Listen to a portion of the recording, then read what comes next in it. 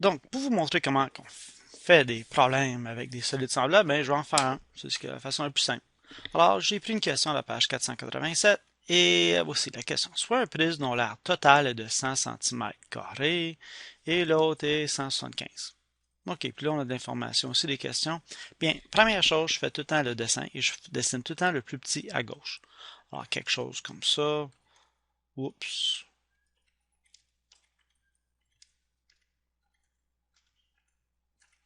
Et le plus grand à droite. Moi, j'aime ça comme ça.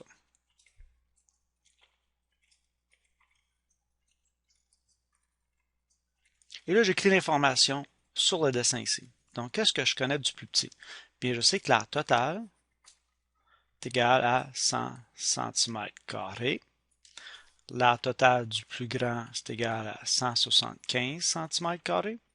Je peux même lire les questions. Si le volume du premier est de 200, ok, si j'ai le volume, 200 cm3, et la hauteur du deuxième, ici la hauteur est égale à 15 cm. Est-ce qu'il y a autre chose que je peux faire là-dessus? Non, je ne peux pas vraiment calculer les dimensions parce que je ne sais pas exactement quel type de prisme qu'ils sont. Alors là, je commence ici. Et première chose, je fais tout le temps trois flèches. Vous êtes capable de faire ça. Et j'écris longueur, surface, volume. Tout le temps. Et là, je vais dans mes dessins et j'essaie de trouver qu'est-ce que j'ai en commun. Mais ça donne que j'ai en commun ici, c'est l'aire totale dans les deux côtés. Donc, l'aire totale, c'est une surface, on peut voir par centimètre carré. Alors, je viens puis j'écris vis-à-vis surface 100, 175. Est-ce que... Et là, j'ai pas besoin de trouver autre chose, là. Surtout que j'en ai un en commun, je peux trouver les deux autres proportions. Je ne m'inquiète pas du 200 et du 15 ici. Par contre, ma préférence, c'est de ne pas commencer avec un 100. J'aime tout le temps commencer avec des 1 ici. Alors, je vais diviser par 100 pour me donner 1 divisé par 100, c'est 1,75. La relation entre les trois proportions, mais parler de longueur à surface, il faut faire exposant 2, et d'aller de longueur à volume, c'est exposant 3. Bien, puisque j'ai déjà la surface, pour aller trouver la proportion de la longueur, il faut que je fasse racine carrée. Donc là, je vais aller ici. Alors, je vais faire 1,75 racine carrée, plutôt 1,75, me donner un rapport de 1,3228. Et pour trouver le volume, ben, je prends tout le temps la longueur et c'est exposant 3 comme ici. Donc, puisque je l'ai déjà sur ma calculatrice, je vais simplement faire exposant 3. Pas besoin de tout recopier. 2,315.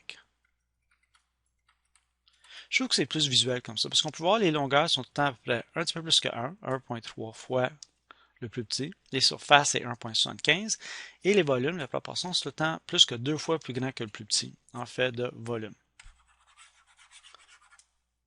Là, on va faire la question, je pense, B, qui est, ben, trouve le volume du deuxième ici. Ben, j'ai le volume du premier. Alors, je prends le rapport des volumes. 200 pour le plus petit. X, et j'applique la règle de 3.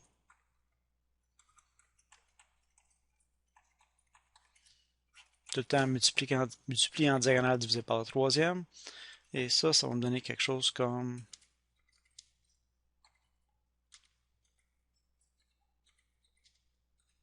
463 cm3, si j'ai pas fait d'erreur. Et pour le C, mais le C, c'est j'ai la hauteur du plus grand et je cherche la hauteur du plus petit. La hauteur, c'est des proportions avec, ce sont des longueurs. Donc, je prends la proportion de la longueur qui est de 1 à 1,3228. Le 15 va sur le deuxième.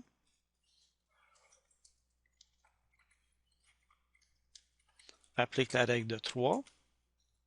15 fois 1 divisé par... On prend la calculatrice. 15 fois 1 divisé par 11,34.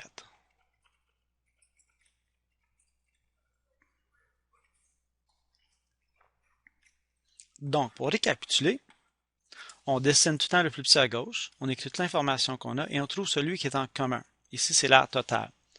On prend ce qui est en commun, puis on descend, puis on l'écrit à la bonne proportion. On simplifie pour avoir un 1 à gauche. Et on ne s'inquiète pas des autres. Là. On ignore les autres informations. Là, on fait tout de suite 1 ici, puis on trouve le rapport de la longueur et le rapport du volume. Et une fois qu'on a les trois rapports, bien là, on peut répondre aux différentes questions dépendant de si c'est une longueur, une surface ou un volume. Et voilà.